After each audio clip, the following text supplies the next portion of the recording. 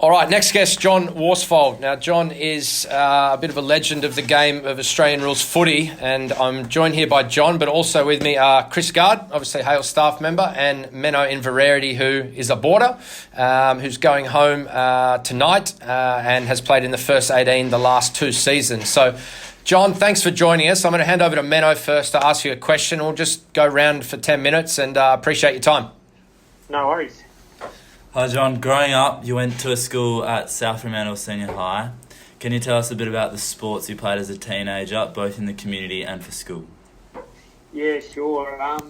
The main sports I played as a kid were football and cricket early on when I was really young. And then I started playing basketball a little bit older.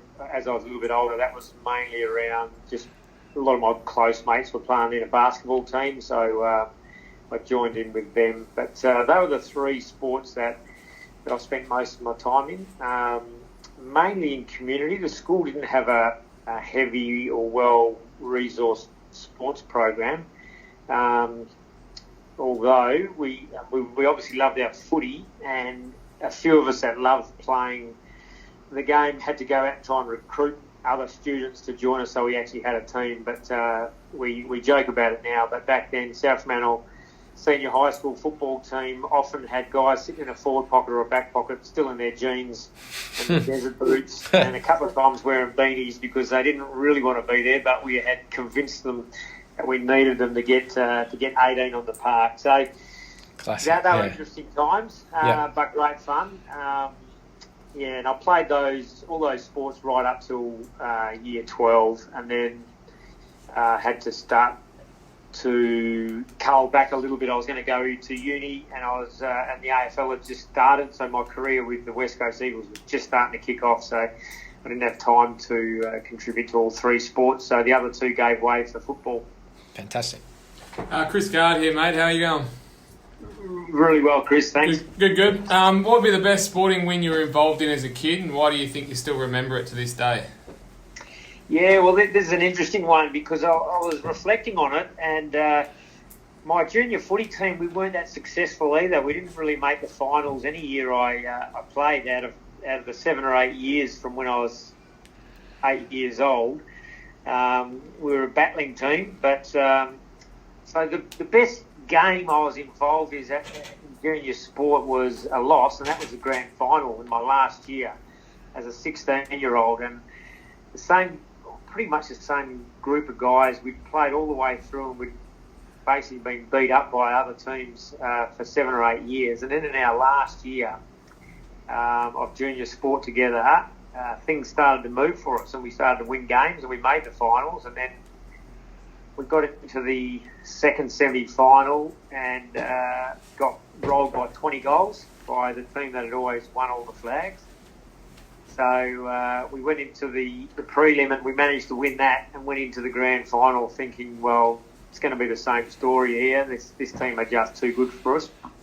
But the thing we hung our hat on was that was going to be our last game of footy together as a group of pretty good mates. As we were 16 and moving on to having to go into open age sport. So we went out there just to have fun and have a crack, and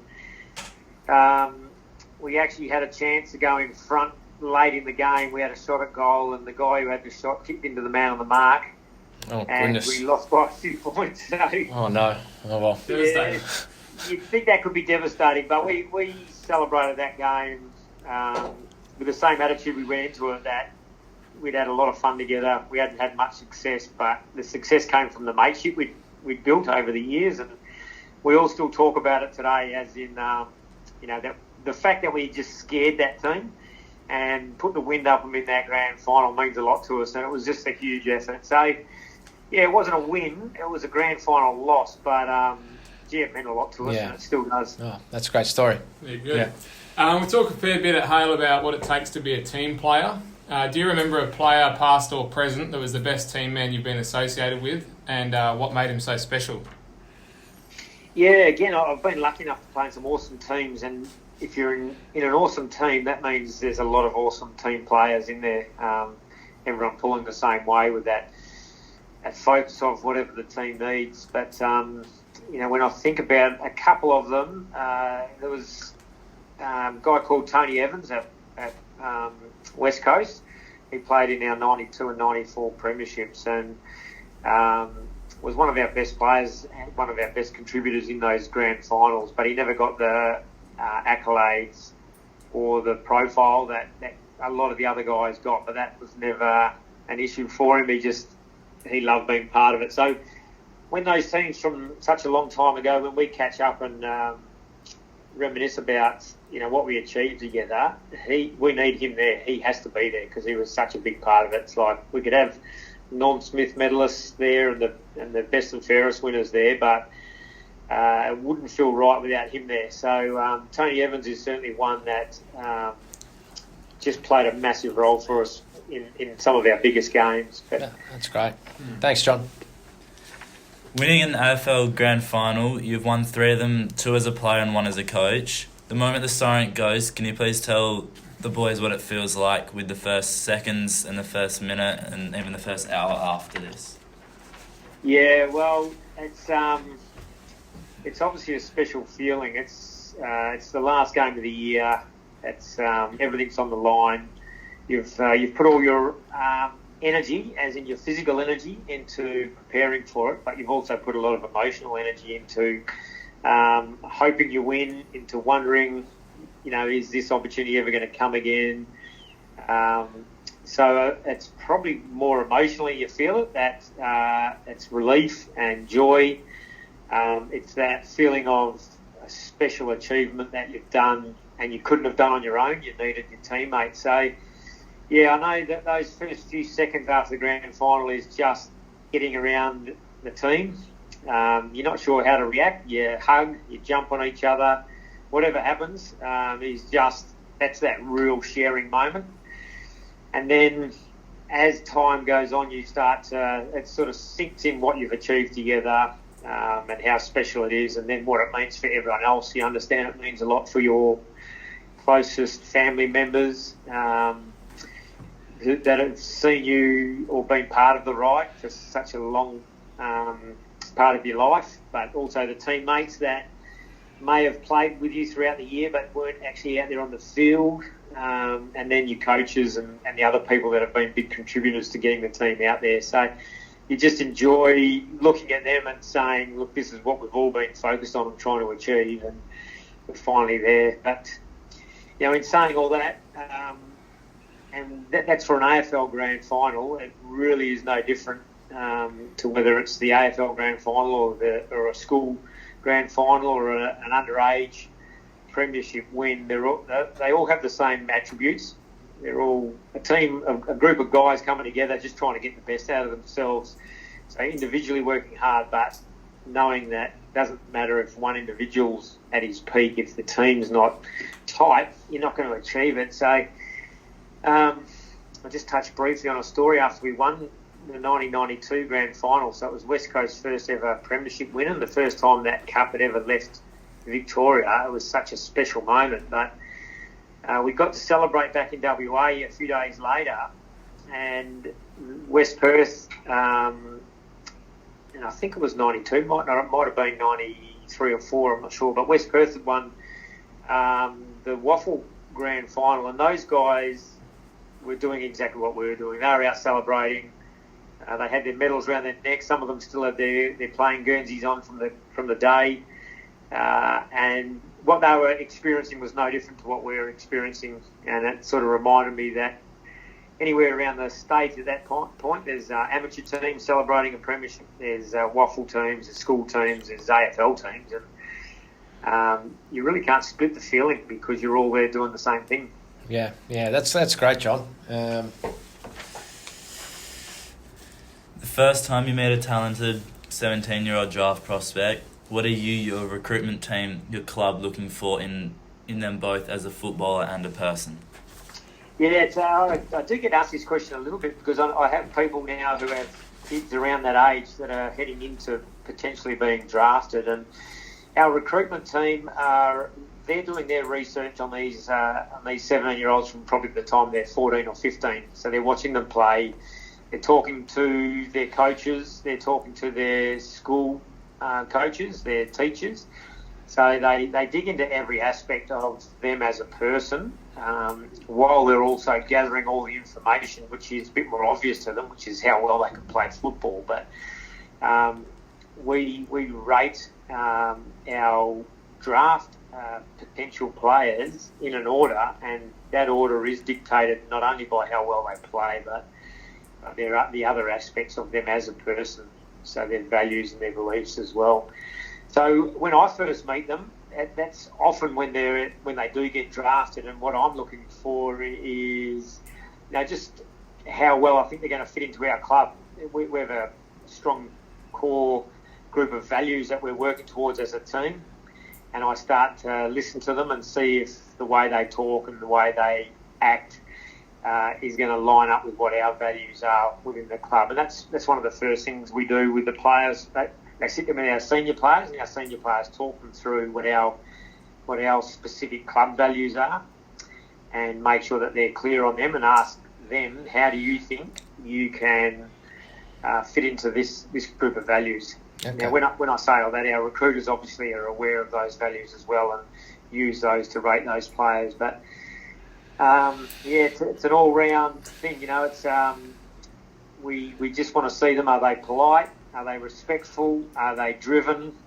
How motivated are they to drive themselves? How much support do we need to give them in terms of aspects outside of just playing footy? Do they want to go to uni? Do they want to learn some other skills while they're playing footy? And we package all that up for their footy life. Yeah. Thanks, John.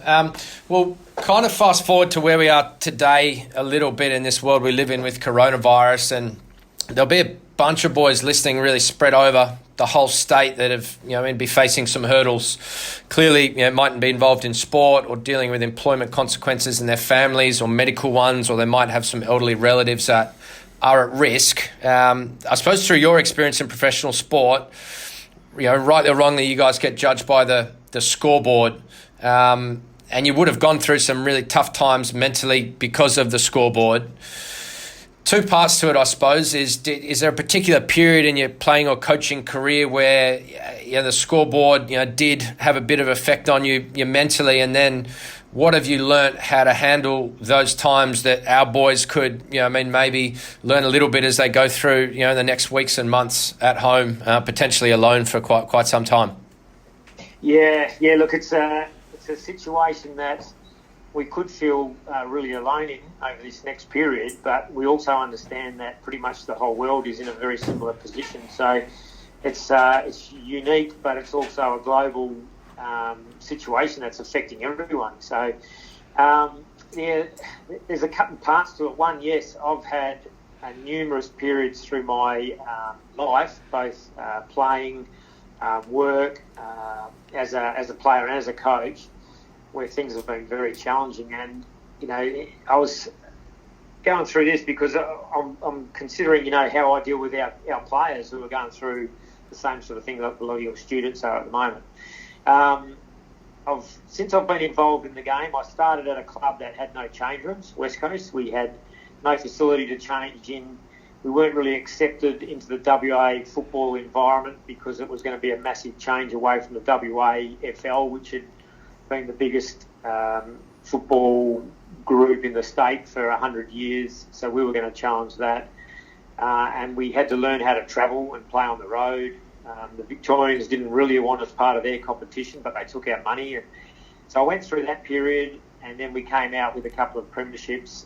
When I was coaching, I went through a period where my first 3 years, there were question marks on whether I could do the job. We finished 8 3 years in a row, and there were question marks on whether I could take the team any further. And then the next couple of years, we played in grand finals and won a premiership. And then I worked through the period with where the culture of the West Coast Eagles was challenged, and my leadership of that, through the Ben Cousins period, where we had a lot of issues in that regard. And I then went to Adelaide Football Club, who had just lost their coach, who had been killed. And then I jumped straight from that into Essendon, where we had all our key players suspended for 12 months, and we had to work through that. So all those things basically, it means that there's always challenges in life. And it's how you focus on those and deal with them. And my way to handle those times has always been about looking clearly on where we're trying to get to, and how we're going to get there, and then communicating that to everyone involved and saying, are we all on the same page? Are we all clear that we're heading towards the same outcome? And if we are, here's what we can do right now to start to get the momentum going towards those goals. So whether that was talking to the Adelaide Football Club players after their coach had just been killed, and them understanding that they've got to deal with grief, they've got to deal with all the thoughts that are going through their head about, is it right that we get back to playing football? Where does football sit in the scheme of things? We basically got clear on what all that meant, and that helped them focus then on what they had to do, which was, yes, we can get back to training without feeling guilty when it's right for us. And because we are all going to get back to playing football and the world will keep moving, so if we agree that that's what we're here for, let's put things in place. And it's similar now. It's this challenging time has put things in place for us. It's hard to say. We know where we're going. We want to get back to a normal life. What do we have to do in the meantime to do that? And that is, one, play our part in a global situation, which you can narrow down right down to your own community, to minimise the spread of this virus and lower the risk that our immediate family are at with regard to this virus. And if we're clear on that, we can put things in place and we know why we're doing things. And that can make you feel like you are playing a role in what we're all trying to achieve. And that will be for 2 or 3 weeks, and it may be for a little bit longer. But in the meantime, as part of doing that, if you want to stay fit, there's ways you can stay fit. I remember a great waffle coach years ago just said the world is a gym. Whether you're on a farm, whether you're locked in small rooms, you can exercise, you can do push-ups, you can do sit-ups, you can do chin-ups depending on where you are. And so there's things we can do. One of the key things I think I'm going to be doing is having a clear timetable. So not just saying I'll do this tomorrow morning at 10 o'clock and the next day I'll do something different. It'll be just, okay, these are the times that I'm going to exercise. These are the times I'm going to do some study. These are the times I'm going to check in on my friends. These are the times I'm going to check in on my family. And pretty much sticking to that and having a weekly timetable. So they're just a couple of things that I'll be looking at doing, and hopefully will assist. Yeah, that's. I really appreciate you sharing those insights and a bit of your thoughts on what we're facing now and how you're going to personally get through it and your club as well. So I better finish on 2 questions of a lighter note that we're going to ask everyone, John, which I think are a little bit topical over here in Perth. First one is about Birkenstocks. A form of footwear made famous, probably in Israel well before Christ was born. And they're back in popularity in Perth, I suppose. What are your views on them, and does John Worsfold wear Birkenstocks? Yeah, well, you've caught me because I actually bought a pair, I reckon, for maybe 15 years ago. Okay. But they haven't really seen the light of day in the last 5 or 7 years, I reckon. Okay. So I may get them out just because you've reminded me. All good. I'm in self-isolation for the next 2 weeks. It's probably the only time I'll wear them. Yeah. and the last one is, so Tuesday's pie day here at school, where the boarders and the staff, we all get like a range of pies to choose from for lunch. The boarders have some interesting ways of eating pies, more than half of which involves like excavating the roof, putting the sauce on the mince, and then some of them will just use a fork and go from there. Some of them will put the pastry back on and then just take it from there. How does John Worsfold eat a pie? Yeah, I would eat it unadulterated. So I would tear it in bits. I would just put the sauce probably on top of the pie, a little bit on the plate, and then I would hoe in from there.